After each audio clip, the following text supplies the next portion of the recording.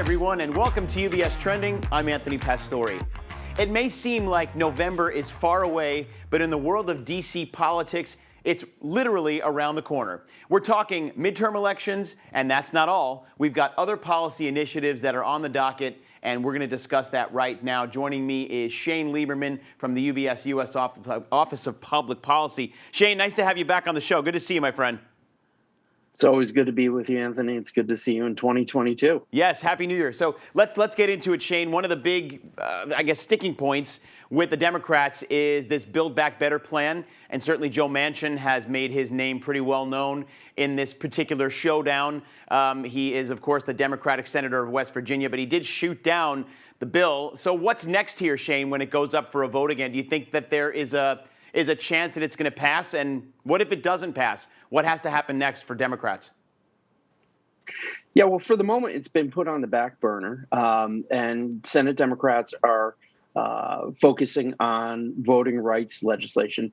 And this is purposeful for a variety of reasons. But as it relates to the Build Back Better, it gives them, a pause, a moment of break, and, gives an opportunity for kind of some backroom discussions to see if there is something that can be agreed on by Democrats and most notably Senator Joe Manchin, as you bring up.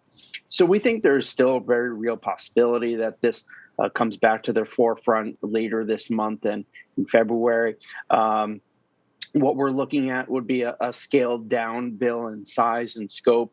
The spending will probably be reined in to an extent, but, a lot of the taxes that we've been talking about for the past few weeks and months will probably still be on the table. This is still a viable effort from Democrats.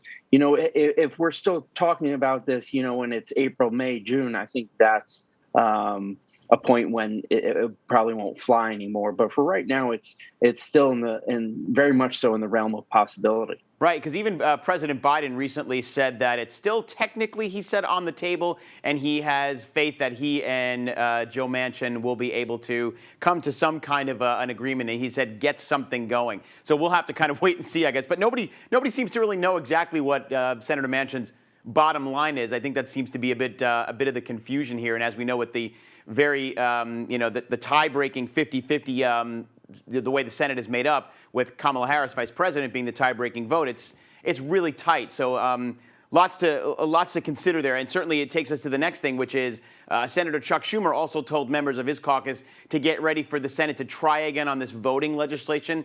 It's a pretty controversial policy sometime this year. So what's at stake here, Shane? Yeah, so this would be a federal effort to push back on what a lot of states are doing on their own, requiring different things like voter ID laws or changing how mail-in voting can be done, changing how many polling places can be, et cetera. So it would be kind of a federal solution to Democrats trying to react to what states have been implementing these past few months. And I think the reality is the Senate Democrats don't have enough support. So right now, Chuck Schumer is trying to convince Joe Manchin, Kyrsten Sinema, and actually a few others that they should repeal the filibuster rule and try and make it narrow and targeted just to this scenario. Joe Manchin and Sinema are not on board with this. So right now, this looks like a kind of a effort in futility, and part of maybe, to show their base that Democrats care about this. But the reality is, it's unlikely to move forward. And it's probably going to be, a time where, as I was just saying, Democrats behind the scenes are working to see if they can come agreement on the Build Back Better Act. Right, exactly. And as you and I are talking, President Biden is in Atlanta with Stacey Abrams, and they're having conversations about this voting bill. It's really interesting to see what will happen. There are some groups that say they want more from the president, and they're not quite ready to sit with him yet until they have a better plan in place. So I'll be curious, as well as everyone else will, to see what comes from this. Let me ask you, Shane, because there's a lot at stake this year. We've got the midterm elections coming up in November, and I know probably it seems early for a lot of folks. When I was talking with you before even having you on today, I was like, is it too soon to be talking about this? But really, it does come fast. So as we're getting ready for these midterms, what are the predictions or maybe the thoughts from you on how this might actually turn out? Yeah, starting with the House, Republicans are in a good position to take back the majority. They only need to pick up 5 seats. But, Democrats have been doing a fairly good job on the redistricting scene. Everyone thought that redistricting was going to be this huge boon for Republicans, but when you start looking at what has been taking place in the states of how they're going to reapportion the 435 House seats, Democrats have been faring pretty well. So that's a positive for them. However, the political tide is really in their face right now. And you're seeing a lot of House Democrats retiring. Because they kind of see the reality that they're probably going to lose the majority, and being in the minority is not as fun as when you're in the majority and you actually get to make laws. I think Republicans are in a good spot. Obviously, with 11 months to go, it's no slam dunk, but I think the reality is that's where we're heading in the House. In the Senate, it's interesting, keep in mind in the Senate that not all 100 seats are up for re-election like the House, where all the seats are up every 2 years. In the Senate, there's 34 seats. 20 of those are Democrats, 14 Republicans.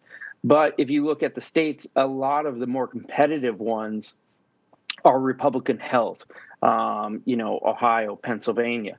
However, probably the top 3 most competitive states are all held by a Democrat right now, Georgia, Nevada.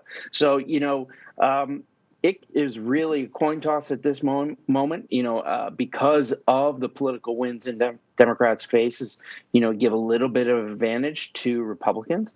But I think this is a little bit harder to kind of predict than the House. But as of today, I think you'd probably rather be a Republican than a Democrat for who's going to take over the Senate. Right. And there's a lot of, if you look at history, there's a correlation between a sitting president's current approval rating and the impact, or I should say, the outcome of the midterm elections. For presidents who have better than 30 percentage points, they lost an average of only 3 House seats. But the lower you go, the more House seats they lose. So, and I know that the president's approval rating has been dipping a little bit, probably a lot to do with Omicron, and the markets have been a little volatile. So it'll be really interesting to see how that plays out as well.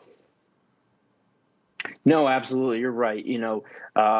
And not only is it related to the president's approval ratings, but you typically see in a president's midterm their party take the loss, whether it be Republicans in 2018 with President Trump in power, or Democrats losing in 2010 with President Obama. So midterm elections, often go the opposite way of who controls the White House. Terrific. Yeah, Shane, I know this is a conversation that you will certainly be having for the months to come, and we'll probably have you here talking about it as well. So before I let you go, Shane, for investors watching, what should they really be paying attention to in the coming weeks and months out of D.C., especially with the policy agendas that are in place? Yeah, obviously, kind of the most immediate thing would be what happens with the Build Back Better Act and the taxes and how that will impact the economy. Will it continue to push inflation? So those are some big questions there. Beyond that, we don't expect major legislation to pass Congress this year. So we're really looking at things like, inflation. How does the Fed react? But also regulations. A lot of focus on big tech right now, and Congress, has them in their crosshairs to an extent, but Congress probably isn't going to agree to major legislation to regulate big tech. So we're going to be following different departments and agencies for not only regulations on big tech, regulations on energy, and a variety of other topics. So there's going to be plenty for investors to keep an eye on from Washington, because it absolutely can impact the markets. And of course, regulation on things like crypto. So, the list is long here for us to keep an eye on. Right, absolutely. And I know we're going to be tapping you to come back and talk more about us. By the way, it looks like we're twinning a little bit today. I like that shirt. This is 20. How the best way to start 2022 in That's my opinion right. is twin with you. Thank you, Shane. Good to see you. Let's get you back soon. Always a pleasure, Shane. Good to see you, Anthony. Take care, everybody. You too. And for more information on anything that Shane and I spoke about or anything else coming out of the UBS U.S. Office of Public Policy, you can visit their website, ubs.com/Washington Weekly, all one word. And also make sure to follow UBS on social media. We're on LinkedIn, Facebook, Instagram, as well as Twitter. Plus, you can check out past UBS Trending episodes on demand on YouTube and our website, ubs.com/studios. And as always, if you have any questions about what we spoke about today and how it might impact your own portfolio, make sure to speak to your financial advisor. Until next time, I'm Anthony Pastore. Have a wonderful day, everyone.